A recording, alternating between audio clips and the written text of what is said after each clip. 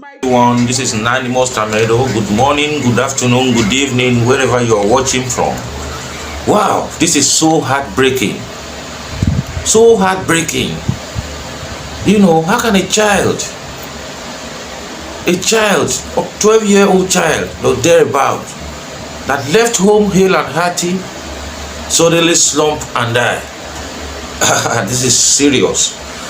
I want to advise most of these school proprietors and school owners, let me put it that way, school owners generally in Nigeria, you have to do more. You have to do more.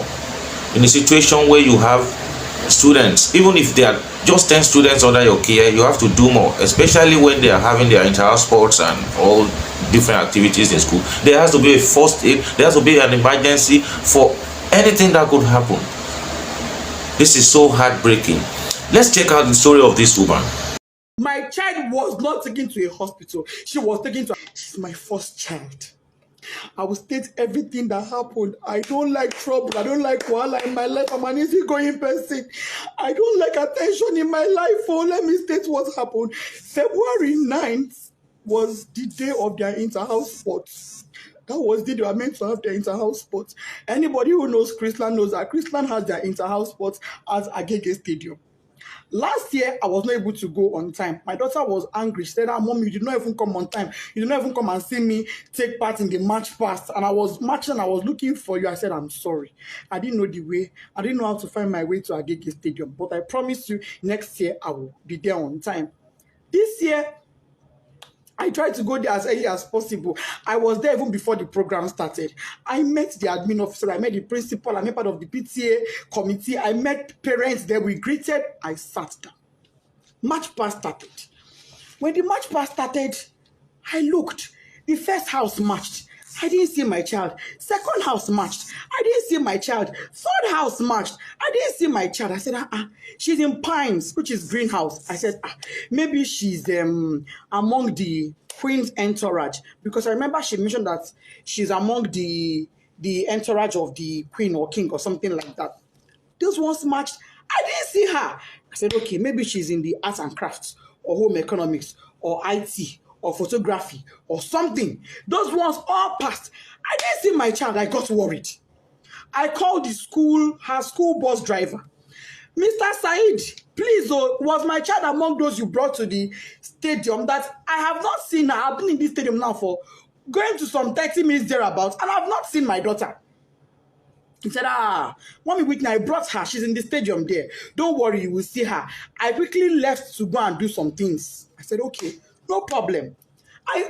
As this time, the march past was still going on, dignitaries, parents, teachers, everybody was marching, the year 12 final year students, they were all marching. I didn't want to interrupt the march past because parents are opposite where children are kept. As after I finished speaking with the driver, he said he brought her. I said, okay. Maybe she got hungry and had to leave and buy something outside. Because she had breakfast before leaving the house. I made sure she had breakfast, knowing she was going for inter-house sports. And she was with money. I went to the snacks point outside. I didn't see my daughter. I said, where could this girl be? So I waited. March past was over. I crossed to the other side. On my way there, I met a man. The man said, madam, parents are not allowed at this side. I said, I know. I just want to check on my daughter. He said, okay. I went in there and I saw some students there. And I asked a boy there, please. Meanwhile, before I got to that across, a bus sped by on high speed, zoomed. And I said, how can a bus be driving like this when children are in the stadium? But I just said that and I went on my own. So when I saw the boy, I said, please, I'm looking for Whitney. The boy said, a girl just fainted here. But they have taken her, the school bus has taken her to the hospital. I said, a girl fainted. Oh, may God give her quick recovery. Why did she faint now? Anyway, I'm looking for Whitney Adeniran. She's my daughter. The boy said, the girl that fell, her name is Whitney. I heard them calling Whitney when they were pouring her water. I said, Jesus. But it's not my own child. My daughter's name is Whitney Adeniran. And I brought out my phone. The boy said, I don't know her surname, but I know her name is Whitney. I brought out my phone and I showed the boy her picture. And he said, this is the girl that fell. I said, what? What happened to her? Why would my child fall? She hasn't done anything strenuous. She wasn't sick. She hasn't done any activity. What is going on? Why would my child faint? A man was there. The man said, Madam, ibilo durosi, oshubu, emini modo misilara. Meaning she was standing here. She fell. I poured water on her. I said, who took her? He said, school bus. No ambulance, no doctor, no nurse, no medical personnel, nobody.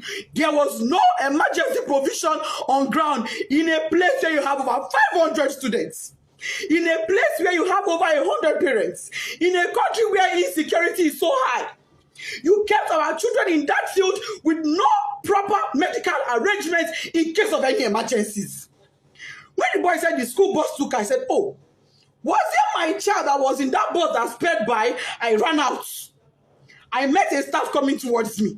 The staff said, oh, Mommy Whitney, we've been looking for you. You were so calm and casual. I said, oh, Mommy Whitney, we've been looking for you. Whitney fell. I said, yes. And then she fell. He said, oh, yeah, she fell. But don't worry, she'll be fine. We've taken her to the hospital. I said, okay, let's go to the hospital. Immediately, I picked my phone. I called my husband. My husband wasn't picking. His PA said he was in a meeting. I said, please get the phone across to him. I don't care who he's having that meeting with. Even if it is the governor, go and give him the phone. It's an emergency. The guy went and gave my husband the phone. I told my husband what happened. My husband said, okay, no problem. Go to the hospital. I will make a few calls and I will meet you there myself. I'm on my way already. I asked the staff, please, where is the hospital my daughter was taken to? Select him as the principal. We asked the principal. Principal said it was Agege Central Hospital. I said, Agege Central Hospital. She said, yes. I brought out my phone. I put it on Google Map. It wasn't showing. I put it again, Agege Central Hospital. It was not showing. What I saw was Agege Central Mosque. I said, Central Mosque, Central Hospital. Ma, it's not showing. She said, don't worry, just ask around. Go. They would tell you. We drove out of the stadium to the gates. We asked the gatesmen. We don't know. We asked, as we were driving, we were asking people, please, where's Agege Central Hospital? They said they don't know that. What they know is Agege General Hospital. And I called. I said, ma, is this Agege General Hospital or Central? They said it is Central. That is very close to the stadium. When we couldn't locate it, don't worry, just ask around. Go. They would tell you. We drove out of the stadium to the gates. We asked the gatesmen. We don't know. We asked, as we were driving, we were asking people, please, where's Agege Central Hospital? They said they don't know that. What they know is Agege General Hospital. And I called. I said, ma, is this Agege General Hospital or Central? They said it is Central. That is very close to the stadium. When we couldn't locate the place now, nobody we were asking knew where it was. We were not able to get it on Google Map. I told the driver, you know what? Let's go to Agege Central Mosque. It is central. Maybe if we get to the Central Mosque, somebody will be able to help us and show us where the hospital is. That was how we left.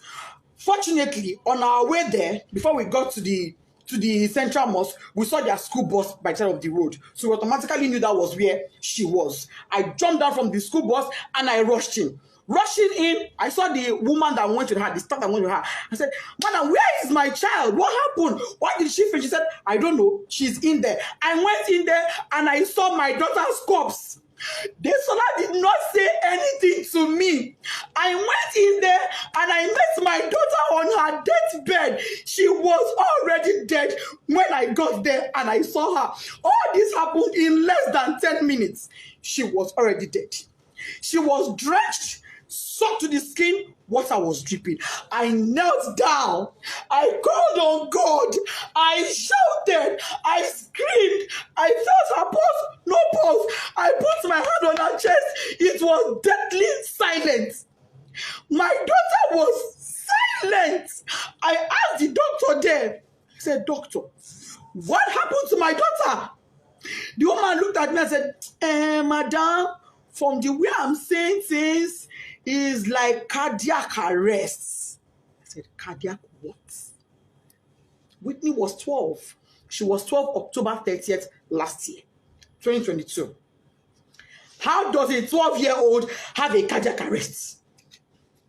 no pre-existing medical condition, no pre-existing heart condition. She was hale and healthy. She was not sick in any form. If she was sick, I would never allow her leave the house. If she was sick, if she had even minor headache, I would never allow her leave the house. If she was sick, I'd have taken her to that school myself. But she was not sick. She was looking forward to the inter-house sport. Why was she not there? Why did my daughter die? I said, okay, even if she would die of cardiac arrest, why should one cardiac arrest kill a healthy teenager? Just one. She don't get stroke. She's not in coma. She's not unconscious. She's dead. And let me state this. By the time I got there, my daughter's lips had already turned black. Her tongue was turned black. I shook her. I held her by her shirts. That picture I see where she's lying down, I held her by her clothes. I jacked her up and I threw her and my child fell. No response. I carried her on my body. She was flopping. She was flopping. I kept asking the staff that came with her, what happened to my child? What happened to Whitney Adeniro? This is my first fruit on earth. Me, Loyuri, oh, you are going to come in Kilo Shele, some mommy. Nobody could give me an answer. Not long afterward, the principal came. Other staff came. Even admin staff came. By then, my husband too was already on his way. By the time my husband got there, my husband did not even come with the mind of, because I didn't tell him. He was driving. I didn't tell him anything. I just said, just start coming. He said, have you seen her? I said, I've seen her. Just come. When he got there, he parked his car. He didn't even put it off because his mind was, okay, let me go in and pick my child. And let me state, my child was not taken to a hospital. She was taken to an immunization center. But that is not even my pain. My pain is there was no proper first aid management. There was no proper management. There was nothing that was done for her. She was brought to the hospital dead because when her medical reports came in, it said dead on arrival. That was what her medical report said.